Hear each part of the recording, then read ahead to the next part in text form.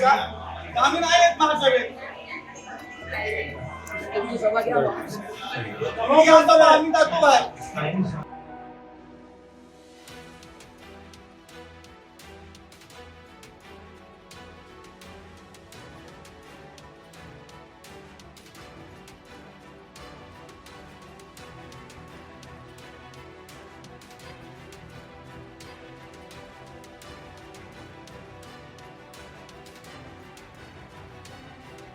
आज स्थायी समिती सदस्यांची नावं आली गटनेत्यांकडून.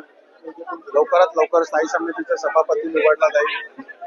तसेच विरोधी पक्ष नेता, सभागृह नेता यांची देखील नावं आली, ते देखील स्वीकारले गेलेले आहे. आता प्रश्नोत्तराच्या काळामध्ये काही प्रश्न आलेले पण विहित मुदतीत आले नव्हते, त्यामुळे पुढच्या मीटिंगला त्यातील काही प्रश्न येतील आणि लवकरच एक परत होईल मीटिंग, जेणेकरून त्याच्यामध्ये वेगवेगळे विषय येतील. सगळ्या सदस्यांना त्या संबंधी सूचना दिलेल्या आहेत. आज पहिले विरोधी पक्षाने सुद्धा विरोध केलेला कशासाठी नेमका विरोध होता? काय त्यांनी आयुक्तांच्या दालनात आंदोलन? आयुक्तांच्या दालनात काय आंदोलन केलं तर आम्हाला माहिती नाही, परंतु सभागृहामध्ये त्यांनी ग्वाही दिलेली आहे की आम्ही विरोध करणार नाही, तर आम्ही सहकार्य करू. भारतीय जनता पक्षाचा एक कार्यकर्ता हा पक्षनिष्ठा आणि सातत्याने जर तुम्ही काम करत राहिलात तर पक्ष कशा पद्धतीने संधी देत याचं एक उदाहरण माझ्या रूपाने आहे. गेली 30 वर्ष अत्यंत कठीण परिस्थितीमध्ये या ठिकाणी भारतीय जनता पक्ष होता, परंतु सर्व कार्यकर्त्यांनी घेतलेली मेहनत, मोदीजींचं, देवेंद्रजींचं आणि आमचे सन्माननीय प्रदेशाध्यक्ष रवींद्र चव्हाण साहेब यांच्या नेतृत्व यामुळे 2024 ला विधानसभेमध्ये लोकसभेप्रमाणे परिवर्तन घडलं आणि महानगरपालिकेमध्ये आमचे 43 नगरसेवक निवडून आले.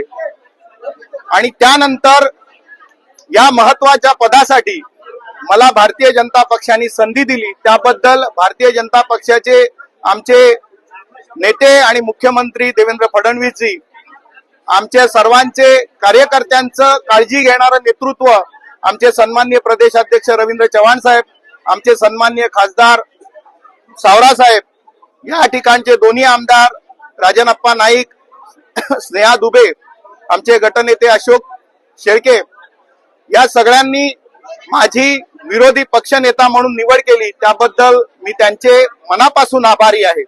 आणि वसई विरारच्या हजारो कार्यकर्त्यांचं एक स्वप्न, या वसई विरारच्या महापालिकेत भारतीय जनता पक्षाचा आवाज असावा, अशा पद्धतीचं स्वप्न होतं. ते आज स्वप्न साकार करण्याची संधी मला दिलेली आहे. येणाऱ्या वसई विरारमध्ये पहिल्यांदाच एक मोठा प्रबल असं विरोधी पक्ष गट तयार झालेला आहे. काय सांगाल आता हे कसे तुम्ही सत्ताधाऱ्यांना रोखणार आहे आणि काय करणार? वसई विरारच्या जनतेचे पहारेकरी म्हणून आम्ही या सभागृहात आलेलो आहोत. जे जे वसई विरारच्या हिताचं असेल त्या सगळ्यासाठी आम्ही सत्ताधाऱ्यांना संपूर्ण सहकार्य करू, परंतु जे वसई विरारच्या हिताचं नसेल, जनतेच्या विपरीत असेल, जनतेच्या अपेक्षेच्या विपरीत असेल, त्या सगळ्यांना आम्ही कडाडून विरोध करू. कारण आमचं एकच लक्ष आहे, या वसई विरारच्या जनतेचं हित साधणं. विकसित भारताचं आमच्या पंतप्रधान नरेंद्र मोदीजींचं जे स्वप्न आहे त्याच्यामध्ये आमचा वसई विरार, विकसित वसई विरार हे भारतीय जनता पक्षाचं स्वप्न आहे. त्यामुळे येणाऱ्या काळामध्ये जे जे वसई विरारच्या जनतेचं हिताचं असेल त्यासाठी भारतीय जनता पक्ष सहकार्य करेल. आणि ज्या ठिकाणी आम्हाला दिसेल की हे वसई विरारच्या जनतेच्या हिताचं नाही तर काही मुठभर लोकांच्या किंवा प्रशासनाच्या हिताचं असेल, त्या ठिकाणी आम्ही संपूर्ण विरोध करून तो जो काही विषय आहे तो वसई विरारच्या जनतेच्या हिताचाच होईल, या ठिकाणी आम्ही सजग राहू. धन्यवाद. महापौरांनी सांगितलेलं आहे की विरोधी पक्षनेते हे नाव नसलं पाहिजे, आरसा असलं पाहिजे, महापालिकेचा आरसा असला पाहिजे. मी माझ्या संबोधनात पण सांगितलं की आम्ही पहारेकरी आहोत. लोकांनी सुद्धा आम्हाला पहारेकरी म्हणून दिलेला आहे. त्यामुळे आम्ही विरोधी पक्षात जरी असलो तरी आम्ही तुम्ही घटनेमध्ये जे पद लिहिलेलं आहे, कायद्यामध्ये लिहिलेलं आहे तेच पद त्याचा उल्लेख होणार. परंतु आम्ही सुद्धा ह्याच भूमिकेत आहोत की आम्ही या वसई विरारच्या जनतेचे पहारेकरी आहोत. त्यामुळे पहारेकरी म्हणूनच आम्ही आमची भूमिका ठामपणे निभावू. त्या ठिकाणी केवळ विरोधाला विरोध करण्यासाठी आम्हाला लोकांनी निवडून दिले नाही, पण सत्ताधाऱ्यांकडून अशी अपेक्षा आहे.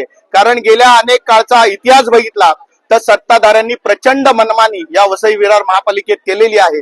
ज्या वेळेला महापौर सन्माननीय महापौर महोदय ही अपेक्षा ठेवतात की सत्ताधाऱ्यांनी विरोधकांनी विरोधक न समजता आरसा म्हणून काम करावं, आम्ही आरसा दाखवू, पण त्या आरशामधलं चित्र हे भेसूर असता कामा नये. वसई विरार ज्या वेळेला सत्ताधारी पक्षाच्या सोबत जे विरोधी पक्षाचे नगरसेवक आहेत, जे पहारेकरी आहेत, त्यांच्या सुद्धा प्रभागातली कामं ही व्यवस्थित झाली पाहिजेत. त्यांना सुद्धा न्याय मिळाला पाहिजे, कारण आम्ही शेवटी जनतेचे प्रतिनिधी आहोत.